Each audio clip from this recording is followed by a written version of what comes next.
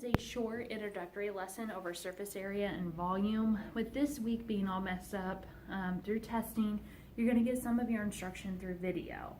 So you took a little pre-assessment, okay, so I could see what you knew over surface area and volume, and now I'm going to just give you a little introductory lesson. So you have surface area and you have volume. Okay, so let's start with surface area, and we've talked about it a little bit. If you have a 3D object, so for example, does my Chick-fil-A box look familiar? We talked about it, okay? So when you have a 3D object, this is a rectangular prism, okay? The surface area is the area of the outside of the object, okay? So if I wanted to know what the surface area was, I would have to find the area of each face of my rectangular prism, okay, and then add that area up together. Okay, so the surface area is what can cover the outside surface of the object. Okay, so this would be like if I wanted to wrap it with wrapping paper, I would need to know the surface area. Now, volume on the other hand, okay, if I have water and my cup, okay, and I want my water to stay cold, right, so I need to pour it into my cup. So if I do that, take the lid off my cup here, okay, take the lid off of my water. Now, if I wanted to know how much water could fit inside of this cup, I would need to find the volume, okay? So the volume is what can fit inside a 3D object, kind of like its capacity. Okay? In terms of a rectangular prism, or this box, it's from Chick-fil-A, right? My volume would be how much chicken I could stuff in there and how much chicken it could hold.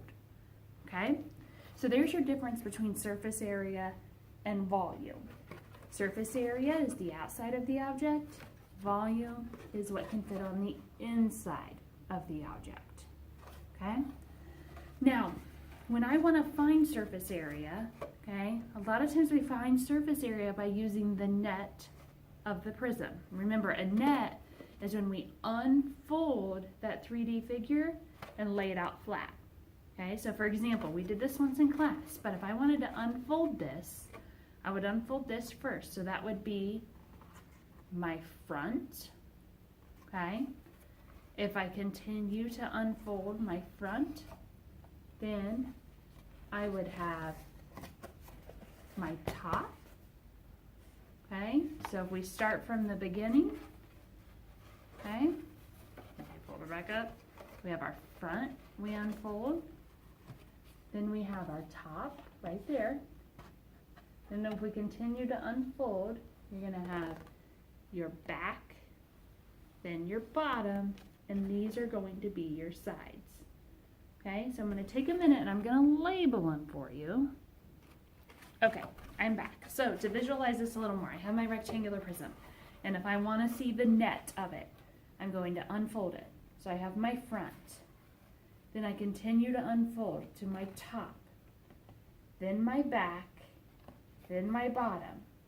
Okay, and then if you look, when you unfold, you have your two sides. Okay, so we're going to use these nets to find the surface area. Okay, so if I hang it up here, I don't know if it'll hold it or not. Let's try more than one. Oh, it's kind of heavy. I don't know. Oh, not quite strong enough. Okay, so my magnets aren't quite strong enough. Okay, they keep sliding down. But if you look, we have our net right there. So if you think about it, our net, what does this look like that we worked with last Thursday, right? We were finding the area of those composite figures or those irregular figures. Doesn't that look like an irregular figure? Okay, so to find the surface area, we're going to find the area of each rectangle here and both of the sides And then we're going to add those areas all together, and that's going to give us our surface area. Okay, so that's how we find surface area. And we'll do some examples in a little bit, but I wanted to clarify the difference between volume and surface area. And then so you recognize what a net is as well, because we're going to use that when we find surface area.